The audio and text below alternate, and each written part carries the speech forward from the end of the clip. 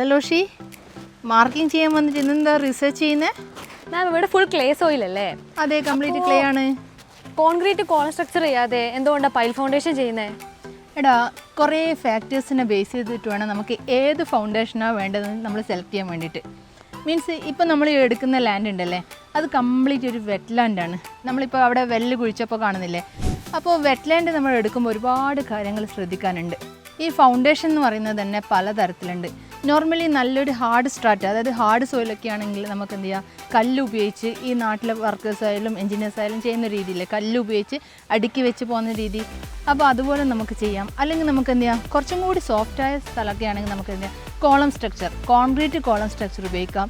തീർത്തും ഇതുപോലുള്ള സ്ഥലങ്ങളാണെങ്കിലാണ് നമ്മൾ എന്ത് ചെയ്യുക, പൈൽ ഫൗണ്ടേഷൻ യൂസ് ചെയ്യുന്നത്. ഈ പൈൽ ഫൗണ്ടേഷൻ നമ്മൾ മെയിൻലി ചൂസ് ചെയ്യാൻ കാരണം എന്താ വെച്ച് കഴിഞ്ഞാൽ, നമുക്ക് ഏതൊരു ലാൻഡിൽ ഫൗണ്ടേഷൻ ചെയ്യുന്നുണ്ടെങ്കിലും നമുക്ക് എന്ത് ചെയ്യുക, എർത്ത് നമുക്ക് എത്ര സ്ട്രോങ് സ്ട്രാറ്റാണ് കിട്ടുന്നത് ആ രീതി വരെ നമുക്ക് എന്ത് ചെയ്യുക, എർത്ത് മണ്ണ് റിമൂവ് ചെയ്തിട്ട് അവിടെ വേണം നമ്മൾ ഫൗണ്ടേഷൻ ഇടാൻ വേണ്ടിയിട്ട്.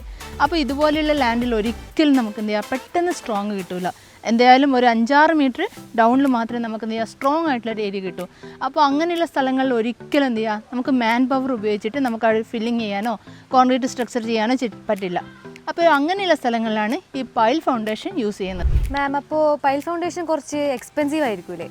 ലോഷി, പൈൽ ഫൗണ്ടേഷൻ കമ്പാരിറ്റീവ്ലി കുറച്ച് എക്സ്പെൻസീവ് ആണ്. നമുക്ക് ഇതുപോലെയുള്ള ലാൻഡുകൾ എന്ത് ചെയ്യുക, നമുക്ക് പൈൽ ഫൗണ്ടേഷൻ മാത്രമേ ചൂസ് ചെയ്യാൻ പറ്റുള്ളൂ.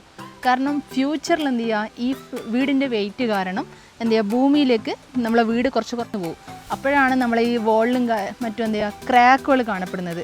അപ്പോൾ എന്തുകൊണ്ടും ഇതുപോലെയുള്ള ലാൻഡുകളിൽ പൈൽ ഫൗണ്ടേഷൻ മാത്രമേ സെലക്ട് ചെയ്യാൻ പാടുള്ളൂ.